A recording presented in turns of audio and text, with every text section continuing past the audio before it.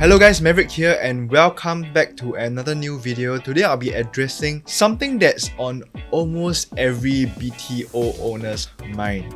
My flat MOP already, should I sell or not? For full disclosure, yes, I am a real estate agent, but no, I'm not here to tell you, hey, let me help you sell your flat. I'm here to help you make an informed decision if you are considering selling your flat. Because I can tell you honestly, not everyone should sell their BTO flat when it reaches MOP.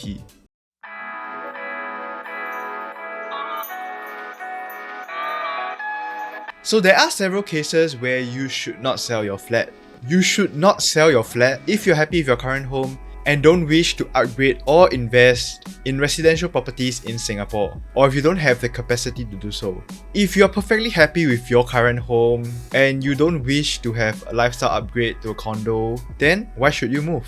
If you have no plans on using real estate as a means of asset progression, or have a strong preference of investing your money elsewhere, then why move? I think a lot of agents are selling you the idea of cashing out your gains of your BTO flat from the 5th to 7th year.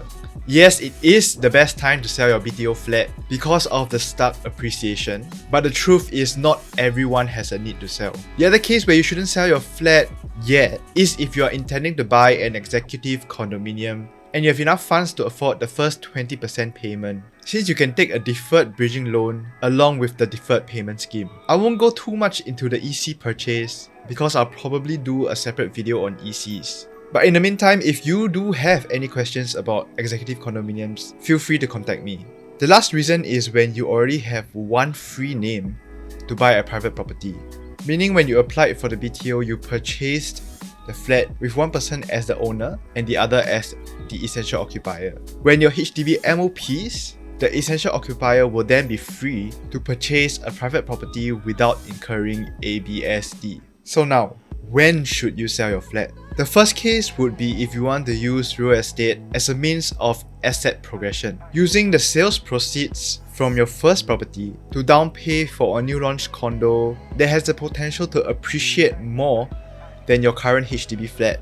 Then repeating the process again until you're satisfied with how much you've managed to make your money work for you. Then you can think about whether you want to realize your profits and right size, or whether you want to continue staying in whatever property you have on hand. Of course, this isn't for everybody. You will not only restrict your cash flow since real estate is such a big ticket item, but you also have to be moving houses a few times if you don't have the capacity to own more than one property. The second case, which I think is the most common for Singaporeans, is that they want a change in lifestyle. Some people just want to live in a condominium to enjoy the privacy and the facilities, while some families may need a bigger space since the family has grown. Or some may just want to downsize because their children have moved out and it just doesn't make sense to live in such a big house. So in this case, it makes absolute sense to move out of your first home to find a more comfortable one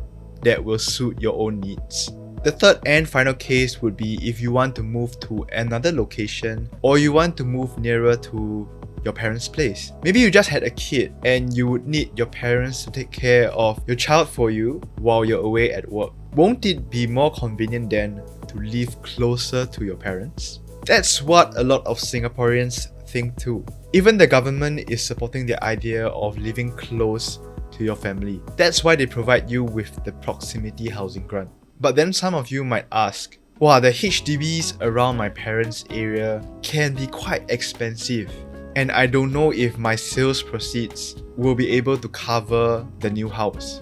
Actually, using your sales proceeds from your current flat, you can afford a flat that costs more and possibly still have some leftover cash to renovate your home too.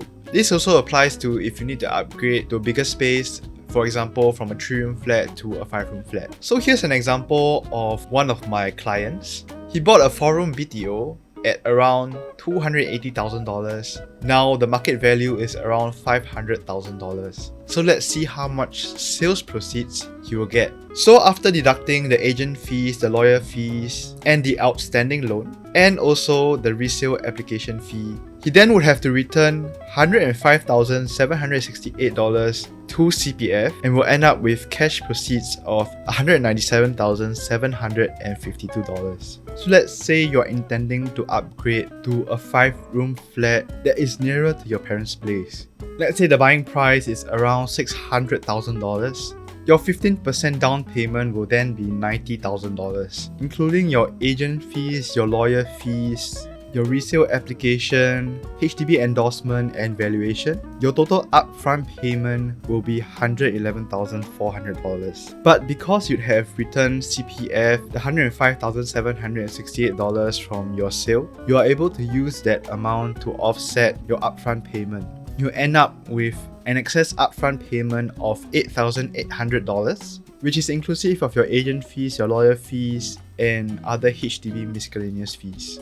So deducting that upfront from your cash proceeds from your sale, you end up with a cash proceeds of around $188,000, which you can use a part of to renovate your new home. But do note that to qualify for a loan amount of $510,000, you need to have a combined income of around $7,700. However, if your combined income is not enough, you can just use the cash proceeds to pay more on your down payment. So that's how you'd sell your BTO flat and upgrade to a bigger flat or more expensive one with cash proceeds left over from the sales and purchase. So I hope you guys found this video useful. If you have any questions, of course, do contact me. Thank you for watching and I'll see you guys in the next video. Bye!